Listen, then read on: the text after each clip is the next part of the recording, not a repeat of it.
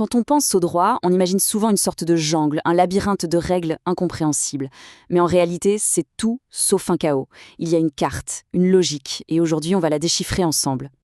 C'est la grande question, n'est-ce pas? Comment on fait pour s'y retrouver dans cette montagne de textes? Eh bien, la bonne nouvelle, c'est qu'il y a une structure, une organisation cachée. Il faut juste savoir où regarder. C'est exactement ça. Il faut voir le droit non pas comme un bazar, mais plutôt comme un univers. Et pour le comprendre, pas besoin d'apprendre chaque étoile par cœur. Non, il faut d'abord repérer les grandes galaxies qu'il compose. Alors, on commence par la base de la base, la toute première grande séparation. C'est ce qui divise le monde juridique en deux. D'un côté, les règles entre les pays, et de l'autre, les règles à l'intérieur d'un seul pays. C'est la différence entre droit international et droit interne.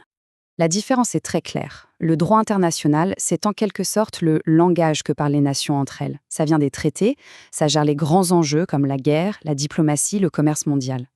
Le droit interne, lui, c'est la voix d'un seul État. C'est ce qui organise notre vie de tous les jours. Deux mondes, avec des sources et des buts bien différents. Ok, mais là, ça devient intéressant. Qu'est-ce qui se passe quand ces deux mondes se télescopent? Si un traité international dit une chose et une loi nationale dit le contraire, qui gagne? C'est une vraie question de souveraineté. Et pour y répondre, il y a deux grandes théories. Et là-dessus, il y a deux grandes écoles qui s'affrontent. Pour les dualistes, c'est simple. Ce sont deux univers parallèles, complètement séparés. Une loi internationale n'a aucun effet direct dans un pays. Il faut d'abord la traduire en loi nationale. À l'inverse, pour les monistes, tout est lié. Il n'y a qu'un seul grand système juridique et une hiérarchie très claire permet de savoir quelle règle est la plus forte. Alors, et la France dans tout ça? Eh bien, elle a fait son choix. Et ce, depuis 1946. Elle a une vision moniste. Qu'est-ce que ça veut dire concrètement? Ça veut dire qu'une fois qu'un traité international est signé et ratifié, il devient plus fort que les lois françaises. C'est un choix important qui montre que la France s'inscrit dans un ordre juridique qui va au-delà de ses propres frontières.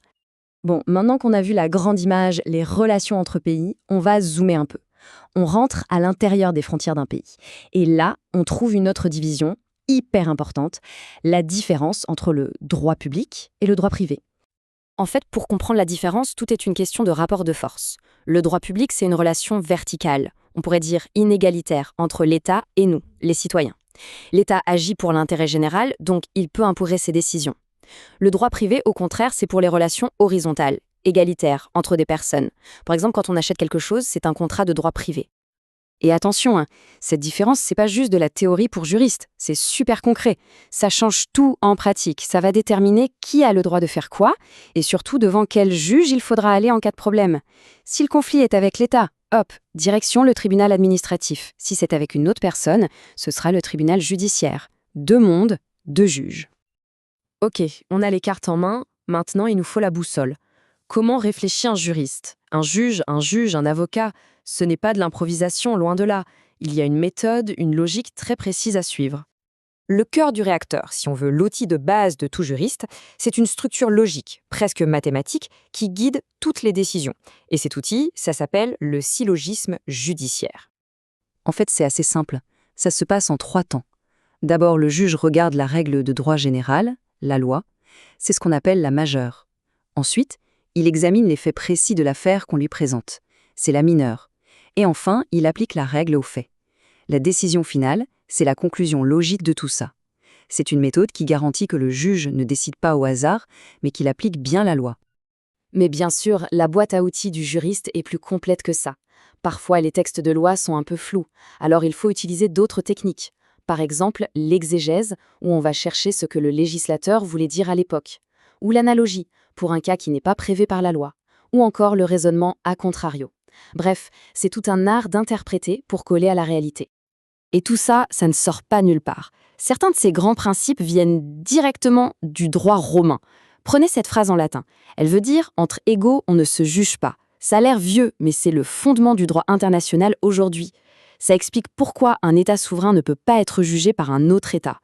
Un principe antique, mais toujours super pertinent. Voilà, on a nos cartes, on a notre boussole. De la grande division entre les nations jusqu'à la logique interne d'un juge, on voit bien que le droit, c'est un système très structuré. Mais toute cette structure nous amène à une dernière question, une question un peu plus philosophique. Alors, au bout du compte, le droit, c'est quoi? Est-ce que c'est une science exacte, un système où on peut déduire la bonne réponse comme dans une équation mathématique, ou est-ce que c'est plutôt un art, un terrain de jeu où ce qui compte c'est la persuasion, la rhétorique, l'interprétation? La réponse est sûrement un peu des deux. À chacun de se faire son idée.